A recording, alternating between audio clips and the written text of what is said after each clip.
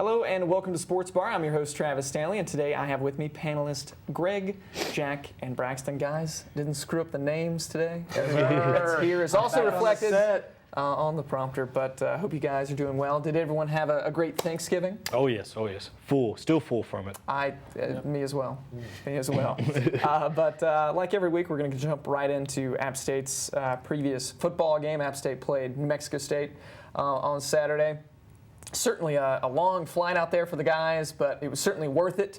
Came away with the 37-7 win, but much more important than beating New Mexico State, who you would assume would win.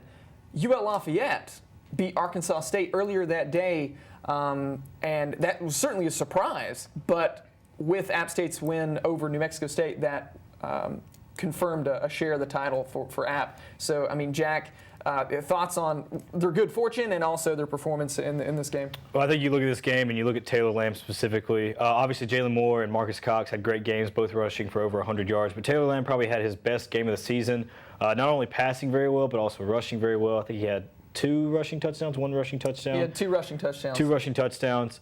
Played very well, played probably his best game of the season. And now you look at this App State team. Last year coming up a little bit short for the conference title, and this year getting a share of it. So obviously an improvement from last year as far as winning the conference and doing a little bit better in conference play. So I think we look forward to the bowl game that they go to, whichever one it might be.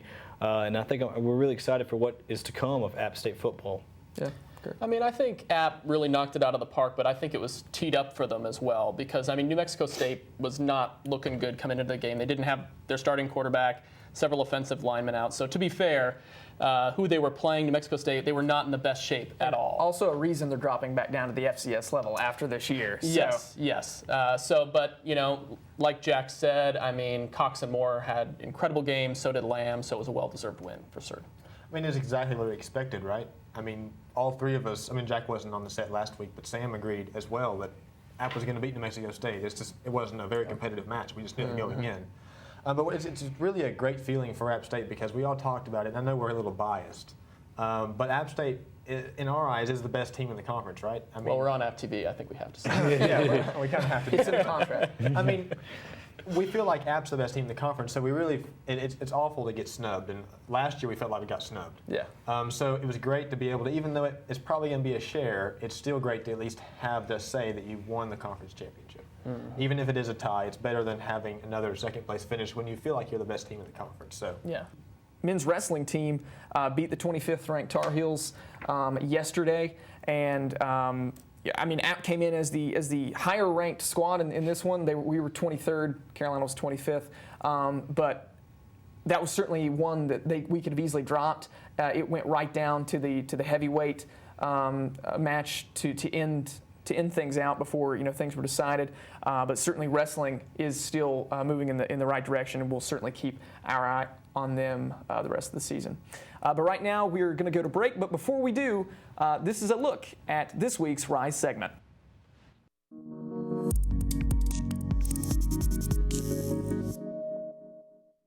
Now a two-back shotgun with Jalen Moore joining Cox in the backfield. Moore up the middle, 40, 45, 50. Jalen Moore, burst of speed, and he's off to the races down the left sideline. Jalen to the 10, to the 5, to the end zone. No, he's marked out at the 2. It'll be a 20-yard attempt from the right hash. Rubino kicking left to right, puts it up in the air and through. Shotgun to Land, he'll run option left, pitch to Cox quickly. Across the 25 goes Marcus, 35-40. Left sideline midfield, breaking tackles all the way down to the 35-yard line and drag down there. Out of a one-back pistol set, Lamb will throw to the left to a wide-open receiver down the left sideline. Capel makes the catch inside the 20. Out of a one-back shotgun, Moore, handoff up the middle. This time he gets in. Two-back set, Lamb's going to throw. Firing it deep down the middle of the field. Metters runs underneath it, makes the catch at the 10, and scampers into the end zone for a touchdown. Back in the pocket, steps up and dropped. Keenan Gilchrist and John Law combine on the sack of Genty. Kramer to throw, fires over the middle, batted up in the air, and then intercepted in the end zone. This from 45. Rubino puts this one up from right to left, and he knocks it through. The spread it out in the punt set. Now Bentley Critcher's going to take off and run on the fake punt. He's got the first down and more. Critcher inside the 35, lowers his shoulder and knocked down at the 30-yard line. Second down, they'll throw. 2nd and 8, it's caught, and then an immediate tackle made by Mondo Williams. 3rd down and 9 from the 4 of New Mexico State. Kramer drops into his end zone to throw. Lobs it deep down the left sideline into single coverage, and Mondo Williams made a one-handed interception. Lamb shotgun gives to Cox running right, breaks a tackle to the 50, to the 45. Marcus breaks away to the 35 and 30. Down the right sideline, foot race. Marcus Cox with a stiff arm as he's barreled down at the 5-yard line.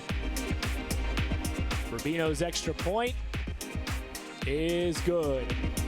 Out of a 2-back shotgun, Lamb takes the snap, fakes the give to Cox, runs the option left, keeps it himself, delivers a nice stiff arm and stays on his feet to the 30. Down the left sideline, Taylor Lamb, what speed! And he'll take it in! Taylor Lamb just outran the entire Aggies defense. Keep up to date with the Black and Gold on and off the field by following the Mountaineers on Twitter at @appstate_FB. Welcome back to Sports Bar, where we are jumping right into a college football season that is, winding down. We were talking about App winning the conference, things of that nature.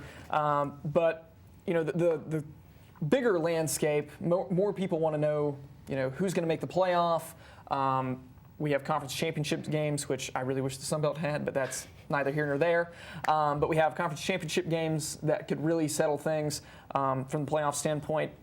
Games like Ohio State and Michigan, Alabama, Auburn was just a couple key games that helped further paint that picture. And I want to talk about who might get into that playoff from the 4 teams. For me personally, I think Ohio State certainly aligned with that win over Michigan. Alabama, even if they would have lost, I think you could make a pretty strong case just because the eye test. I mean, coming off the bus, they're impressive. Washington, I feel like, will get in, assuming they beat Colorado. Now, if they lose to Colorado in the championship game for the Pac-12, I don't really see how you make that case for them. But when the rankings come out tomorrow night, I assume Washington will be in there. And then Clemson, same way. If they take care of business against Virginia Tech, they haven't had the strongest campaign, but I think they'll be in there. But certainly there's a lot of ways this could go.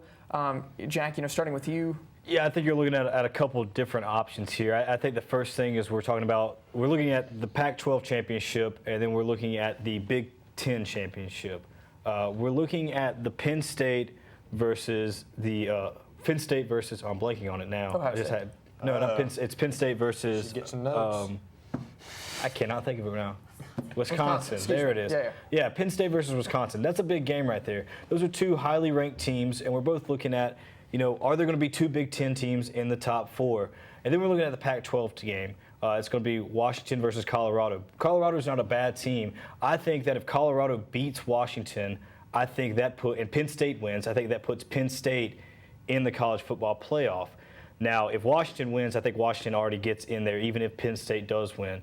Now, if somehow Penn State loses and Washington loses, then I think you're looking at Wisconsin getting in and taking that jump into the college football playoff. So I think they still have a good chance of getting in. Yeah, and if you had a 2-loss Wisconsin squad getting in there, I know a lot of people, really no matter how this shakes out, there's going to be tons of people that are furious because probably no matter how things shake out, there's going to be at least one conference champion potentially, at least one, if not 2 or 3, that don't get into the playoff. So, I can only imagine what shows like Paul Feinbaum and those kind of things would be like, after that kind of thing falls. But Greg, how do you see it? Because it certainly can be craziness.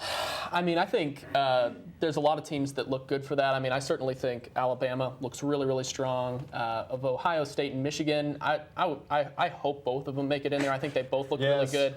I think Braxton and I are in agreement on this. I think that they both had. I mean, it's like some of the other games we've seen where it's a time sport where if they had another couple minutes, it could be a completely different score. A surprise for me this year is Florida. I really expected to see more out of Florida. And I mean, they lost to Florida State. They lost to Tennessee. They lost worse Tennessee than App did. Yeah. And so, I mean, I think that's one where a lot of SEC people are wondering what the heck's going on with that program. But certainly I think Ohio State, Alabama, I would expect are sort of givens. Michigan, I sort of hope so. Yeah, I don't like college football, and the reason for that is because you have a lot of good teams that don't get a chance to win a championship. You get a bowl game, there you go. But, and it's gotten better with now 4 teams in the playoff. But it used to be 2, but now that you've got 4, it's a little better. But at the same time, like this Michigan and Ohio State game, the losers are going to be out of the playoff. I think to me, it's a crime. It went to overtime, and both teams played very well. You've got an NFL coach on one sideline, and a very, very decorated coach on the other sideline.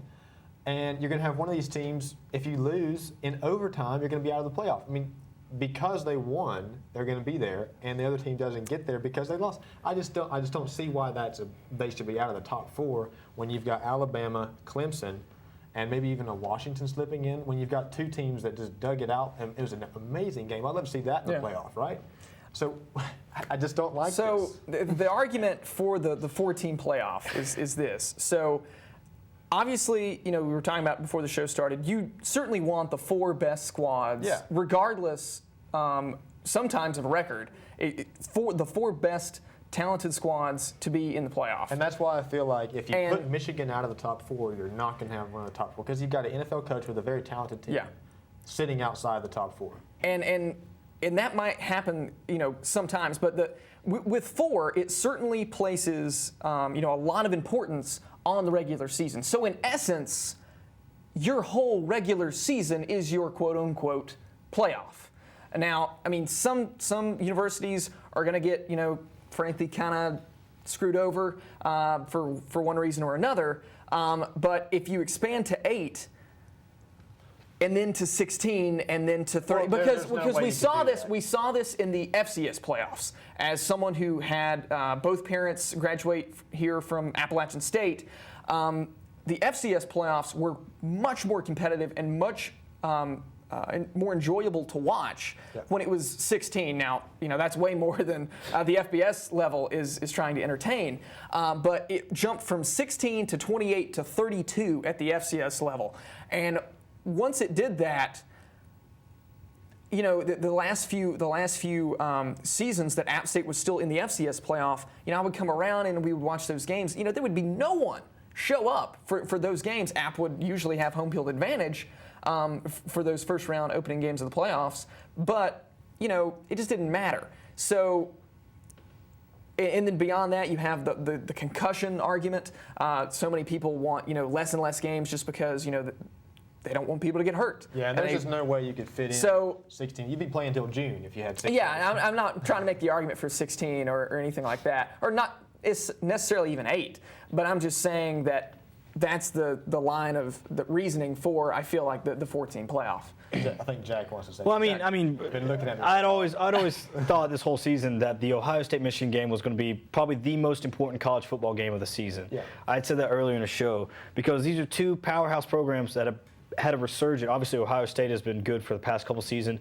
Michigan has not. Michigan's had a resurgence in their program, and we're seeing one of the best rivalries in college football, and that's what makes it so good, is that everybody knew this was going to be the game that either made or broke either one of these 2 teams' season. Whoever won this game was going to be in the college football playoff. That's what most people were assuming. Yeah. So I think that's what made it such a great game and such an exciting game, is not only was it the game, as some people like to call it, not only was it one of the best rivalries in college football, but just the playoff implications gave it so much more. And Braxton, there's probably still some hope, I think, maybe, for Michigan to get in there. I mean, I'm not even a Michigan fan, but I just did not see. I would absolutely love to watch Michigan play Alabama. I think that would be the best national championship I think Jabril Peppers is probably the best player in the country. I agree with that, too. I was having that argument with Sam on the way over here. Not really an argument, more of a conversation. Probably an argument. It might have been an argument. But, most likely. I know we need to go to break, but, I mean, at the same time, what you're saying there, just think about that game and seeing that in the playoff. Like seeing Ohio State versus Michigan in the playoff. If it was that good during the regular season, it was that hyped up, think about that in the playoff. That pretty much was a playoff game. Certainly a rematch would be a lot of fun. But really, none of it matters till after Championship Saturday when those rankings come out for the college playoff. And so tomorrow night they'll come out, but what does that necessarily matter? But anyway, we're rooting for you, Michigan. At least Braxton is. At least I am. I may not be your fan. But anyway, we're going to take a rooting for quick you. break, and when we come back, we'll have a look at fantasy football. I'm Jenny Garth, and as a mother of 3, I know kids worry about a lot of things. Getting enough food to eat shouldn't be one of them. But here in America, that is a real worry for 1 in 5 children. This is unacceptable, and something Feeding America is working to solve. Through a nationwide network of food banks, Feeding America serves virtually every community in the United States, including yours. See how you can help your community. Visit feedingamerica.org. Together, we can solve hunger. Together, we're Feeding America. Welcome back into Sports Bar. We're going to jump right into fantasy football for this week. Guys, opening comments about how your own squads did. I'm happy with how things turned out against Rob, but we'll get to that here in a moment. Jack? I thought it was going to be an easy week against Joey. I was projected to have over 100 points. Had a couple underperformers, so right now I'm actually tied with Joey going into our Monday night matchup. So we'll see how it goes. Hopefully well for me. That's what I'm hoping. Greg? I actually haven't seen my score yet. I'm hoping good. If Tom Whitten, so you might be surprised here in a few minutes? if Tom Whitten played Adrian Peterson again, I think I'll be all right. But we'll have to see. All right. Well, anyway, with that, we'll jump right into those matchups, and we'll take a look at how things are shaking out for fantasy football. So right here, Greg, this is you, and you are crushing it right now. Drew Brees, 32. I mean, they they had a game where they were playing a defense that usually plays a lot like their defense. Kind of didn't show up against the Rams, but. Gloat here. You got some time. I'm glad that Adrian Peterson made a reoccurrence on this schedule. I had obviously some good players. Reed played pretty fantastically. Johnson played pretty fantastic. I expect a little bit more out of Thomas, but Breeze, happy to see him score 30 for are me. we entirely sure if this team fantasy owner is even alive? Well, he is certainly alive because he is the play-by-play voice of App State. So I listened to him this weekend, and so I know he's alive. But as far as we have proof fantasy of life. alive, So we have proof that he's alive. Well, I mean, you know that Adrian Peterson is out for the year, and you probably know you have him on your team. I mean, even if you're not in the league and you don't really care, take him out of the lineup. Yeah, but I can't preach about pride for fantasy because I've certainly been that guy in other leagues before. When you get in too many leagues, I'm sure he's in multiple leagues. Yeah. Sometimes you just can't handle it all.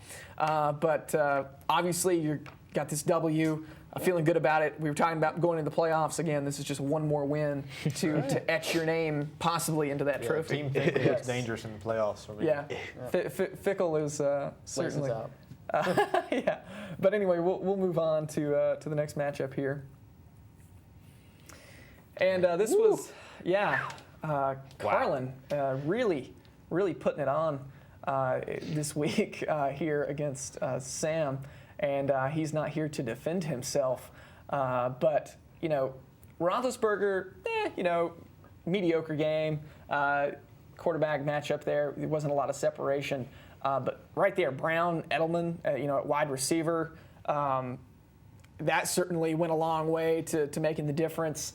And the defense for the Giants, you do not expect your defense to get 22. I mean, a good defensive week for me is like 8. Yeah, 8 or 10. 8 or 10 is what you expect. Yeah, you start out with like 10, and but certainly not more than what you ended up getting out of your quarterback out of the week. So, Jacko, what do you think? I mean, I'm just looking at Sam's lineup, and you're seeing a lot of 8s up there, and then you got a big old 0 where Gronk is. Yeah. And then also his kicker, which is surprising that Adam Vinatieri got 0 points. That's very surprising. Well, usually, 12 out of Prater. I mean, usually he's all reliable, and then you can count on at least a couple from him, but. I think Sam's biggest downfall here is playing around one central team. Yeah. If you look at Sam's lineup, he has the Patriots in 1, 2, 3 positions on his team. Certainly Pat's heavy. So very Pat's heavy. So I think that might be a problem. It could be a blessing or a curse depending on how well they play. So I think that's the big thing. And it has worked out for Sam. It has worked out very well. Usually playing Pat's heavy is not something that is a bad thing. But we're running a little short on time. We'll go ahead and run through the next matchups here real quick. Jack, I mean, in a dead heat, we were talking about it a second ago with Joey. You were saying, who would have thought? Yeah, I wouldn't have thought so either. Loser of this game misses the playoffs, guys. Yeah, Oh, man. yeah. So this is going to be pretty huge, and it comes down to Monday night. Jack, quickly, what do you think here, man? I'm do you just, think you got this? I have no idea. Crosby? I've thought that there might be there's going to be a chance. I just see this happening, that Ertz is going to catch a touchdown, and that's just going to knock me out of it. But I'm just hoping Mason Crosby just kicks, is just lights out. That's what I'm hoping for. Ertz is going to have to essentially get shut down since you only have a kicker to play. A kicker to play, exactly. He'll have to get mostly just be a non-factor. But that being said, I think you have a pretty decent chance here. I'm pulling for you, man. I really am. Ohio State or I'm Michigan? pulling for you. I really hope I'm Ohio State in this situation. I'm pulling for you. I hope I can pull it out in the last second. Anyway, that'll be decided tonight, and we'll move on quickly to our last matchup. And that should be, yes, that is my matchup against Rob. Jeez. And I certainly have had a good 2 weeks with the Mariota, McCoy, Bell lineup going on. This is, I think, the third week in a row where at least all three of them have went north of 15. Beckham had a good game. And for Rob, really just not a lot of people stepping up. Newton, at this point, I'm not really sure what kind of fantasy play he is this year. Well, he's never even really been that good of a fantasy player. Well, now his rookie league year, or his rookie year, he was phenomenal. He changed the game. but outside of that, he's been somewhat marginal. But I'm going to get this win tonight unless Philly drops 50 defensively, and that's not going to happen. So feeling good about it. Going to be 7-5, and rolling into the playoffs, feeling okay about myself. But guys, that does it for today's show. And thank you for watching. And you can join us next week for an all-new edition of Sports Bar. I'm your host, Travis Stanley. Good night.